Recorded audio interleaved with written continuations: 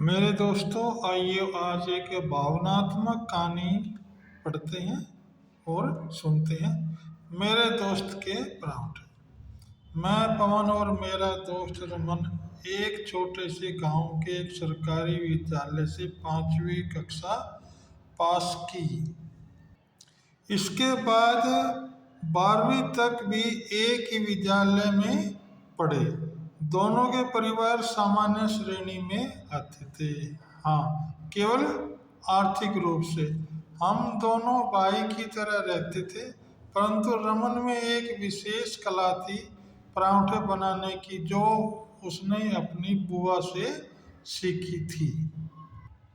मेरा जब भी मन करता पराठे खाने का तो उसके घर चला जाता और मेरा दोस्त बड़े प्यार से पराठे बनाता। हम दोनों नींबू के अचार की से चटखारी लेते हुए खाते।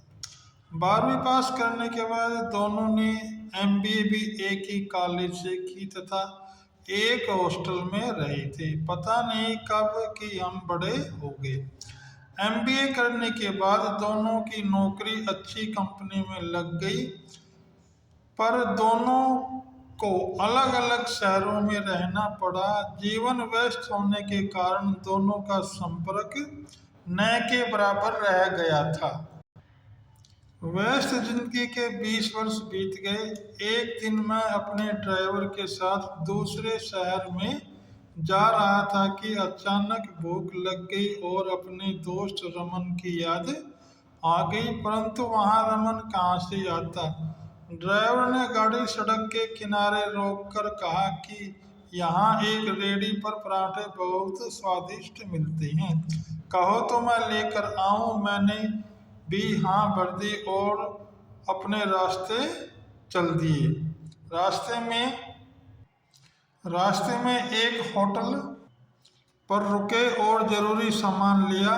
जैसे ही मैंने परांठों का एक टुकड़ा मुंह में डाला तो एकदम रमन की याद आ गई। वही स्वाद जो रमन के बनाए परांठों में आता था।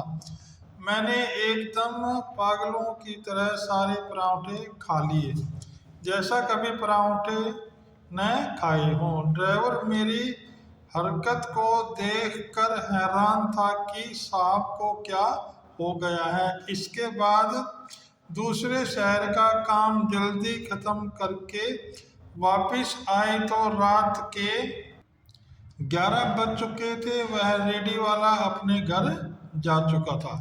अगले दिन अपने ड्राइवर के साथ एक परिचित को भेजकर रेडी बनाने वाले की पूरी जानकारी प्राप्त की। उसने बताया कि जिस कंपनी में नौकरी लगी थी उस कंपनी का कुछ वर्षों के बाद दिवाला निकल गया तथा मेरी नौकरी चली गई और आज की स्थिति आपके सामने है। मेरा नाम रमन है तथा मैं एक छोटे से गांव का रहने वाला हूँ। गांव का नाम भी बताया।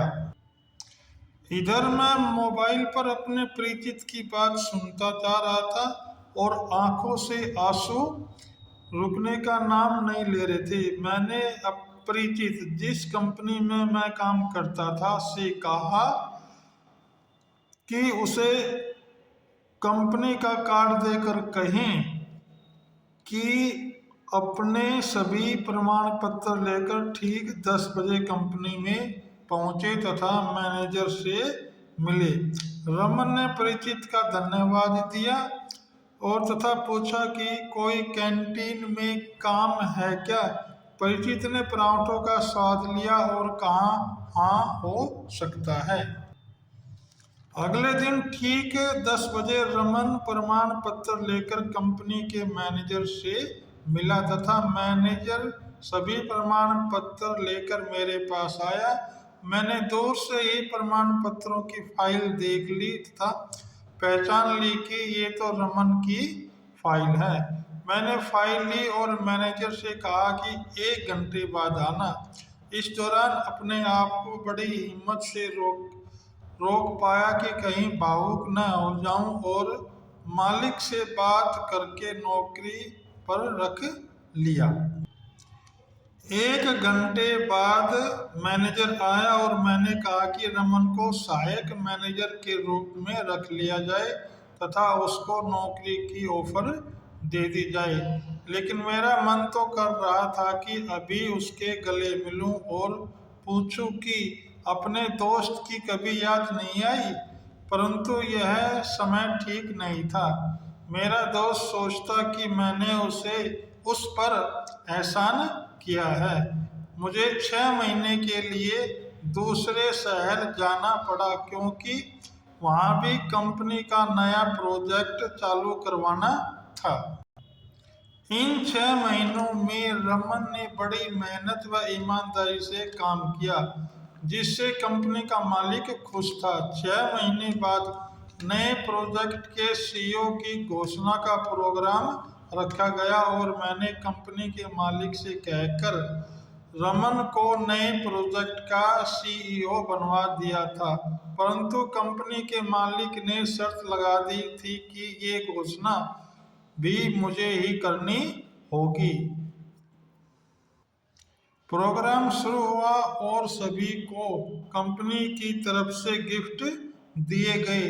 सभी को तो सीईओ के नाम की घोषणा का इंतजार था। जैसे ही मैंने रमन के सीईओ बनने के नाम की घोषणा की, वह एकदम पहले की तरह सूट बूट में तैयार होकर पहुंचा तो उसका सामना मेरे से हुआ। हम दोनों ने एक दूसरे को पहचान लिया तथा गले मिलकर एक दूसरे को संभाला। दोनों की आंखों में आंसू रुकने का नाम नहीं ले रहे थे। अब हम दोनों खुशहाल जिंदगी बिताने लगे थे। कहानी सुनने व पढ़ने के लिए धन्यवाद। यदि कहानी अच्छी लगी हो तो वीडियो को लाइक व सब्सक्राइब करें। Thank you.